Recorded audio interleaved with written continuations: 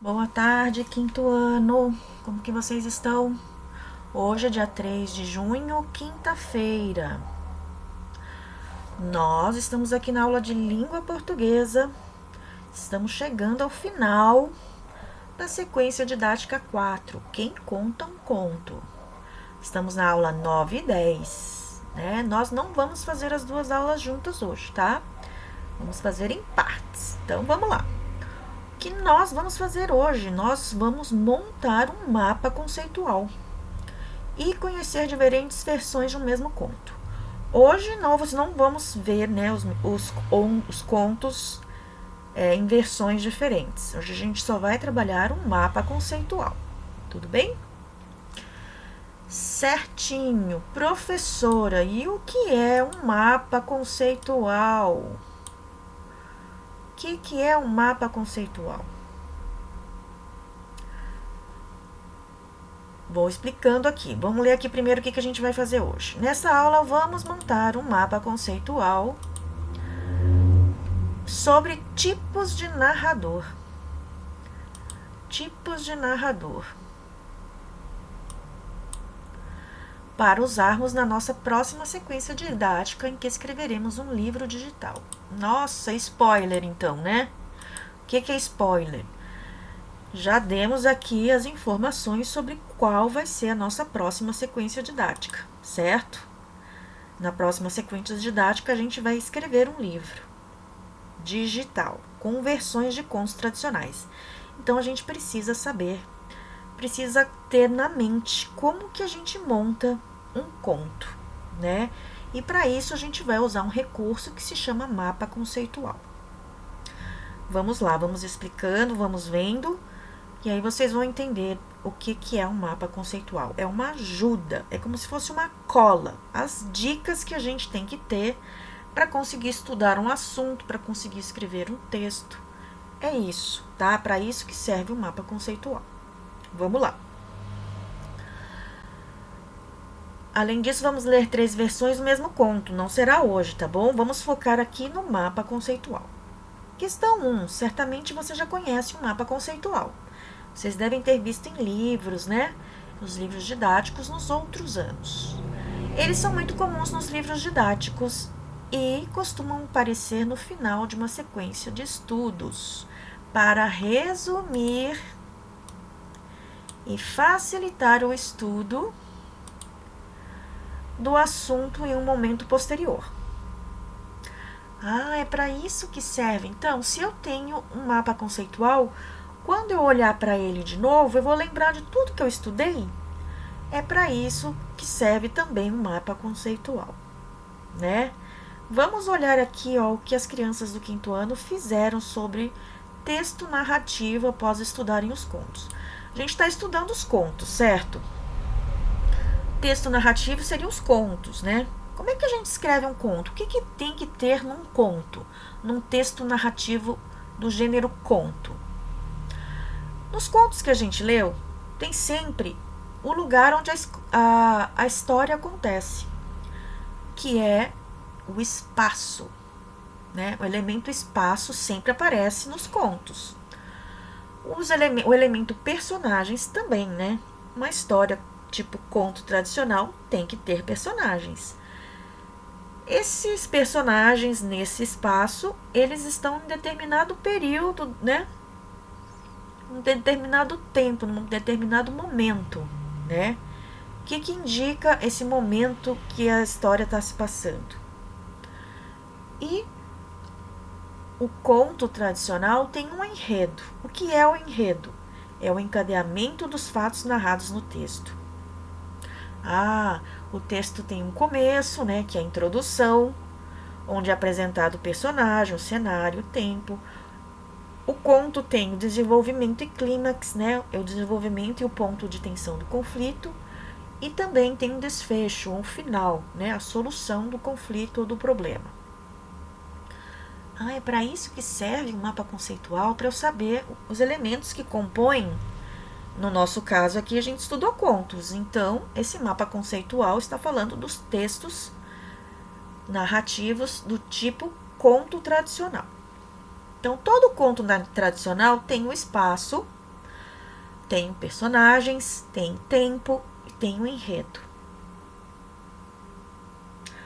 Né? Espaço é o lugar onde se passa toda a trama. Personagens são as pessoas que participam da história. O tempo é um elemento que retrata o momento que ocorrem os fatos. O enredo é o encadeamento dos fatos narrados, que consiste em introdução, desenvolvimento e desfecho ou final. Mas está faltando uma coisa aqui, nesse mapa conceitual. Como vocês podem ver, um elemento fundamental do texto narrativo não apareceu nesse mapa conceitual. Saberiam dizer qual é? Se disseram narrador, acertaram. Vocês elaborarão um mapa conceitual coletivo sobre o narrador. O mapa conceitual servirá de fonte de pesquisa e estudo para a próxima sequência didática, aquela que vocês escreverão contos tradicionais do ponto de vista de um personagem narrador. Por isso, caprichem. Eu vou começar a fazer aqui no livro, só que aqui no livro de vocês não tem espaço suficiente para montar esse mapa conceitual completo, né, com espaço, personagem, narrador, tempo e enredo. Sugiro que vocês façam no caderno. E aí eu vou postar para vocês um slide com, né, um elemento narrador que vocês vão ter que copiar no caderno, tudo bem? Mas a gente vai fazer basicamente isso daqui, ó. Aqui teria mais um elemento, né? Além dos elementos espaço, personagem, tempo e enredo, deve haver o elemento, o quê? Narrador, né? Tem que ter o elemento narrador, certo? Espaço é o lugar onde se passa toda a trama. Personagens são as pessoas que participam da história. Tempo é o elemento que retrata o momento que ocorrem os fatos. Enredo é o encadeamento dos fatos narrados no texto. E narrador, o que que é? Narrador. Qual a definição de narrador, né?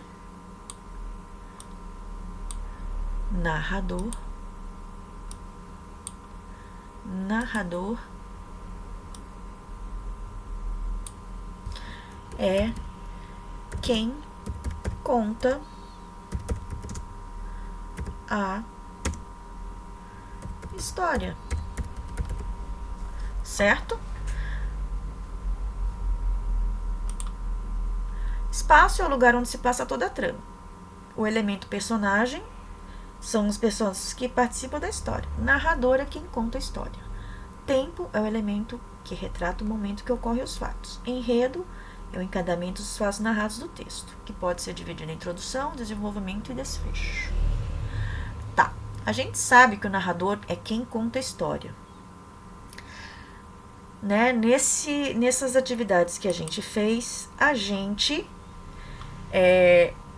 sabe que tem pelo menos 2 tipos de narrador, certo?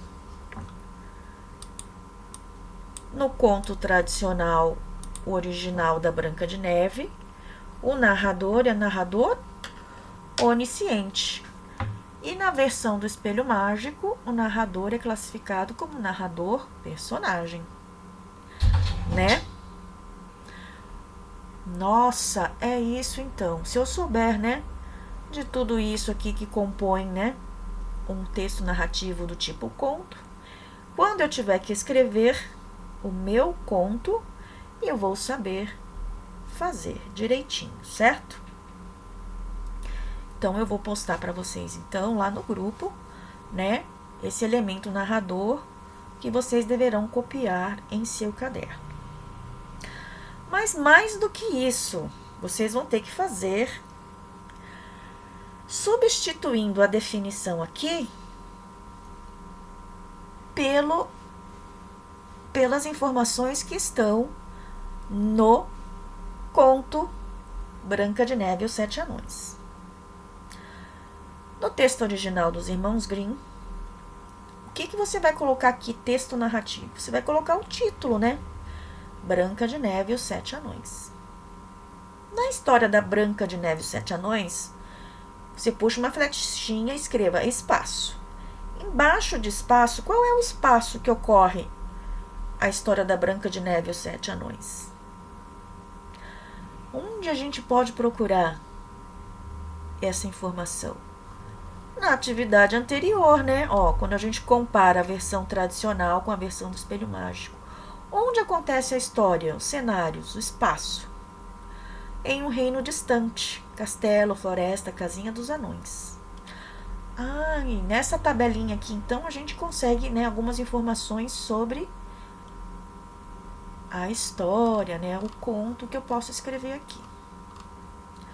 Então, eu vou colocar um esboço de como eu gostaria que vocês fizessem, né, no caderno de vocês, tá bom?